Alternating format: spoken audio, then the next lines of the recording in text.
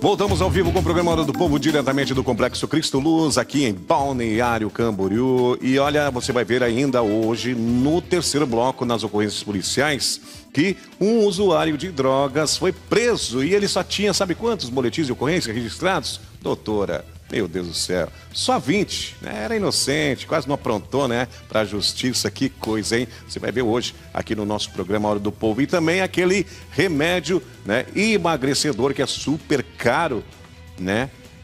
Falando aí a respeito daquele remédio que estão vendendo aí né, no mercado negro, podemos dizer assim, e adulterando. Uma mulher foi parar na UTI, é isso mesmo, gente, por comprar esses produtos. Às vezes a pessoa quer emagrecer, quer entrar em forma, mas de uma maneira que não pode, gente. Meu Deus, vai comprar um remédio no mercado negro é complicado, hein? Porque pode ter adulteração. Foi o que aconteceu, foi parar na UTI, tá?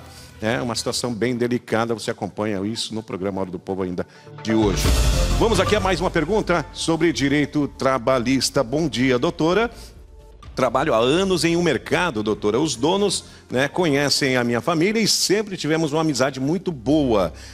Como estou me mudando, pedi para sair, mas na hora de pagarem um acerto, né, ela trabalhava no mercado, eles disseram que os pais estavam devendo várias contas no mercado e acabaram descontando e não dando nada para ela. Agora ela está perguntando, doutora, o que ela pode fazer?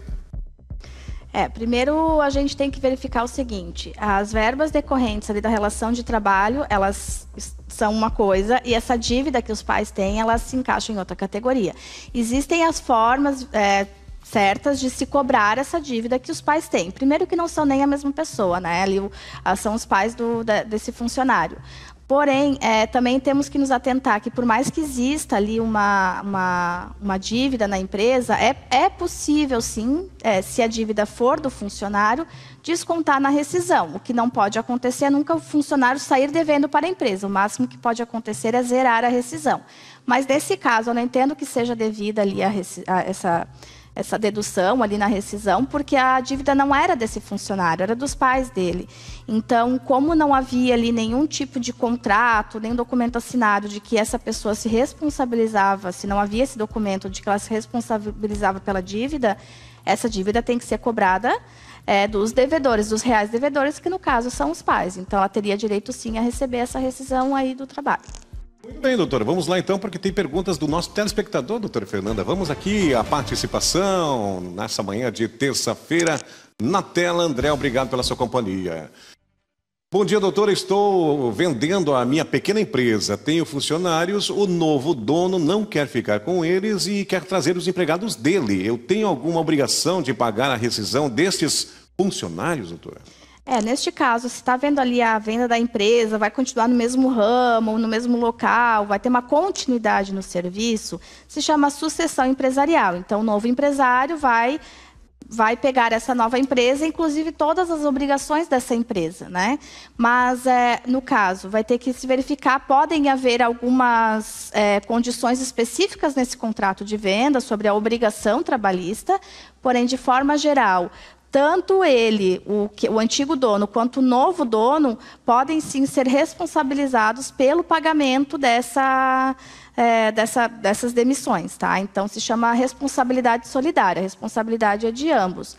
Mas também o novo empresário que está adquirindo a empresa, ele vai ter que se atentar que ele também pode ser responsabilizado por essa dívida.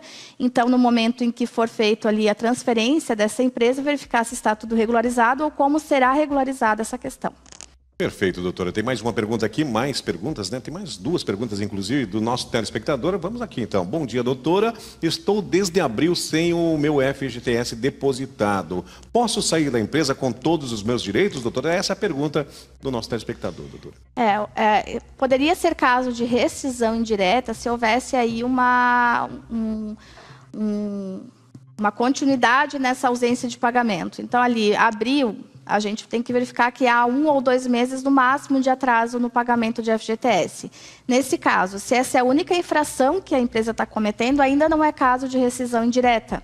tá? Você pode conversar com a empresa, verificar o que está acontecendo, se eles têm um prazo para pagar, às vezes houve ali algum atraso, mas eles já estão com planejamento para fazer esse pagamento, mas isso, unicamente, exclusivamente, a ausência de pagamento de 1, 2 ou 3 meses de FGTS ainda não é causa para rescisão indireta. Então, o meu conselho é sempre esse, tentar conversar com o setor responsável da empresa, verificar o que está acontecendo, se até então eles estavam tudo em dia com as suas obrigações, pode ter acontecido alguma eventualidade ali e verificar se não tem já uma data para fazer essa regularização.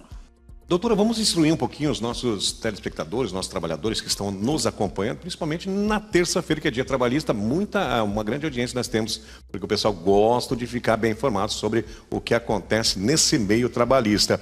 Doutora, qual a importância e também como que o trabalhador faz hoje em dia para acompanhar, nesse caso, do FGTS, do trabalhador que não tinha sido depositado, ele não sabia, mas hoje tem meios, né, doutora, de você, no próprio celular ali, você acompanhar os depósitos da empresa, não é, doutora? Sim, como eu já falei muitas vezes, é muito importante fazer esse acompanhamento de depósito de FGTS.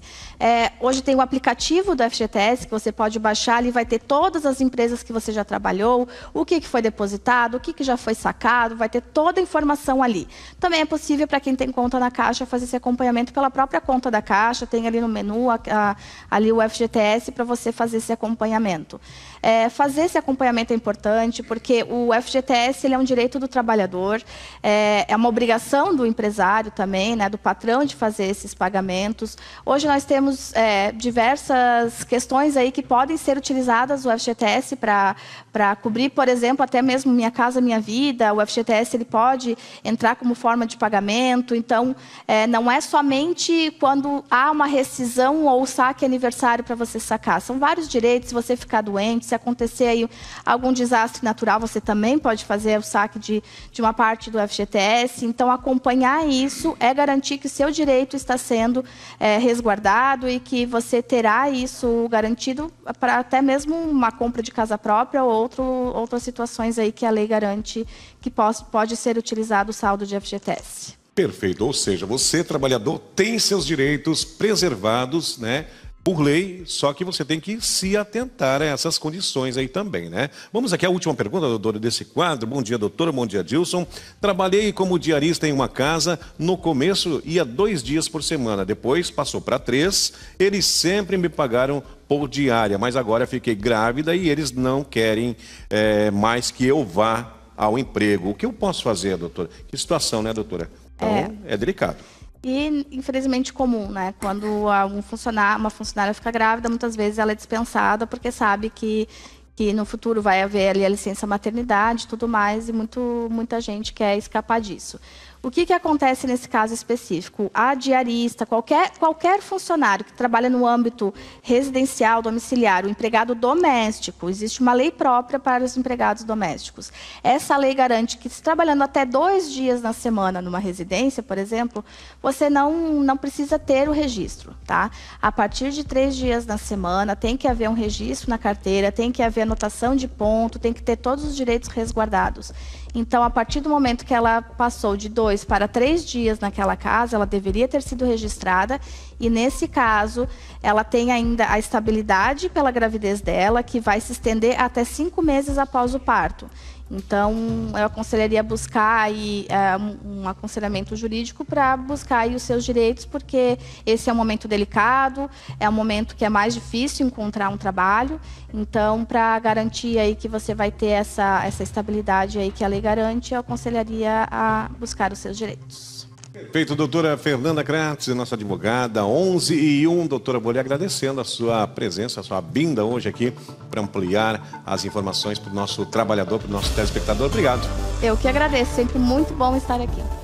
Obrigado, nós que agradecemos aí as explicações, né, da doutora Fernanda Kratz. Vamos a um breve intervalo comercial e já voltamos com as ocorrências policiais que movimentaram a nossa região aqui no nosso litoral catarinense. Já voltamos, é um instante só.